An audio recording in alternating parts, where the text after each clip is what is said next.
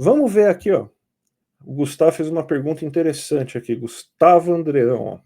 André, se o governo deixar de arrecadar com imposto, é, com imposto de renda, e não tiver taxação das bets, o governo pode quebrar? São dois assuntos diferentes, Gustavo. Vamos lá. A compensação, até porque isso é uma questão de lei, está na LDO, você não pode deixar, não pode abrir mão de uma fonte arrecadatória sem mostrar a destinação da onde você vai pegar esses recursos, né, de outra fonte arrecadatória. Ou seja, se eu estou falando assim, eu vou parar de cobrar aqui, sei lá, 35 bilhões em impostos dessas pessoas que ganham até 5 mil reais, eu não posso deixar, por lei, de falar da onde que eu vou tirar dinheiro para cobrir esse rombo desses 35 bilhões. Por lei, eu não posso fazer isso. E da onde que vai sair, então, essa compensação do imposto de renda nesse momento? Ela vai sair justamente desse imposto dos mais ricos. Então, essa é a parte da questão aí do imposto dos mais ricos. Ele vai ser, então, a compensação. A questão das taxações das bets, a taxação das fintechs, a taxação aí dos LCI, LCAs, do juros sobre capital próprio, que foi a perda que o governo teve aí na semana passada, na quarta-feira passada, ela entra em outra questão que é o seguinte: você tem, então, que cumprir certas regras do arcabouço fiscal. A gente inventou de fazer a meta lá do arcabouço fiscal se eu não me engano, a gente tem que entregar aí zero, né? Então a gente tem a limite aí de 0,25 no máximo para conseguir alcançar a meta de arcabouço fiscal, o máximo de déficit que você pode ter. E esse déficit tem que ser coberto de alguma fonte.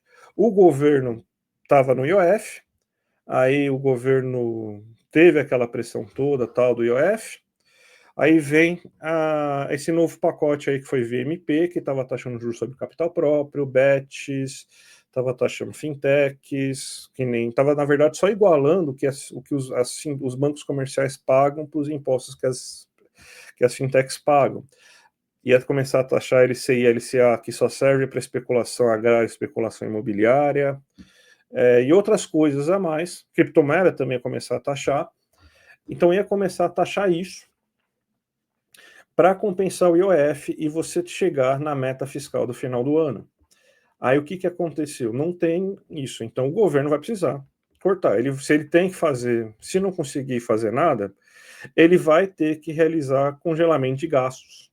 E você sabe de onde vão vir esses congelamentos de gastos. Eu acho que deveria vir das emendas, porque já que é tão importante fechar as contas no azul, eu acho que não, mas tudo bem, já que é tão importante essa responsabilidade fiscal, e eles se opuseram tanto à cobrança de novos impostos que iam atingir o andar de cima, então vamos fazer eles, do Congresso, pagarem a conta, né? Justamente por quê? Porque não é tão importante ter responsabilidade fiscal e é tão ruim que rico pague mais imposto. Então, beleza, então vocês não vão ter emendas.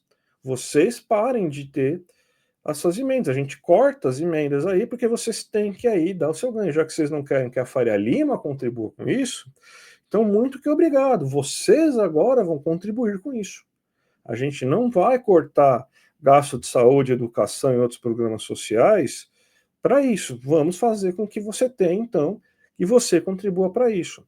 A proposta agora do governo, que eu não sei se ainda vai ser alinhada como uma proposta oficial, né, que é a proposta que o Lula queria voltar de viagem antes de fazer, então, outras medidas e outras MPs aí para tal, vai ser basicamente aí definida aí nessa semana, porque ele mesmo falou, vamos respirar, esperar até quarta-feira, eu volto de Roma, a gente sente e conversa. O pessoal lá do Congresso já foi lá meio com sede ao pote, falou aí dos 24% das bets, né? Vamos ver aí como que vai ser, então, se eles vão encampar essa questão dos 24% das bets, que até eu acho que pode ser uma estratégia inteligente. É só você tentar mostrar aí que a bet é uma coisa que faz mal, que você pode usar, mas então trate que nem cigarro e bebida alcoólica, né? Que já que faz mal, mas não quer proibir, então vamos taxar para desincentivar o seu uso. É isso que mais ou menos você tem que fazer com coisas sobre isso, né? Então vamos fazer, então vamos partir desse princípio. E não tem como taxar a sua aposta. Daí o pessoal, a gente tem que deixar isso bem claro. Não tem como o cara repassar isso para sua aposta. Porque ele vai cobrar imposto, a empresa vai reduzir o pagamento para sua aposta, no máximo ele vai poder reduzir a odd e tal, não sei o que e tal, mas isso daí é cálculo deles e tudo mais. O que vai acontecer é que eles vão ter que pagar sobre os lucros que eles obtiverem em relação a isso. Eles têm muito lucro, vai ter que pagar uma tarifa aí de 24%. Então, basicamente é isso, eles estão pagando 12%. Todo mundo paga menos de 27,5%, né? Só nós, pobre ferrado, que paga 27,5% se a gente ganha bem, né? E bem mais ou menos, né? Porque não é tão bem assim a tarifa aí quando a gente tem. Então, quando a gente está pensando aí no limite máximo de isenção aí que a gente tem no dia de hoje, antes dessa reforma, né? Só esse ferrado que paga 27,5%. Todo mundo paga menos, né? Todo mundo chora porque não quer pagar mais. É uma coisa maravilhosa, né? Mas então é isso, Gustavo. A Bet é outros 500, é outra história. Tomar uma água aqui, né? Vamos lá.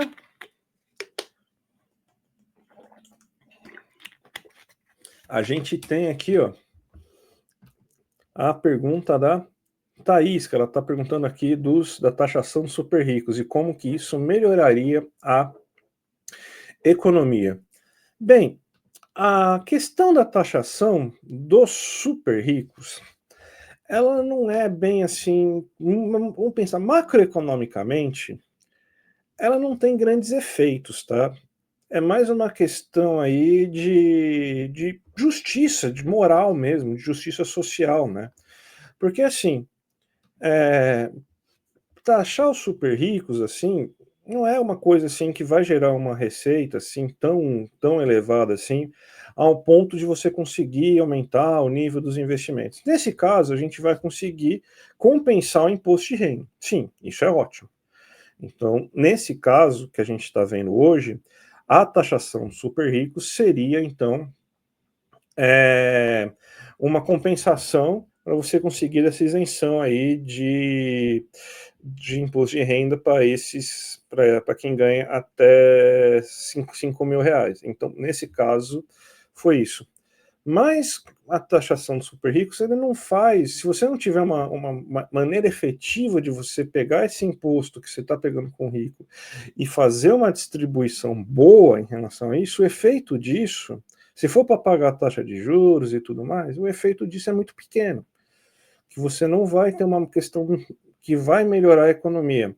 É muito mais uma questão de, vamos dizer assim, é muito mais uma questão mais moral, mais de justiça mesmo, né? Quando a gente está pensando nisso. Por quê? Porque quando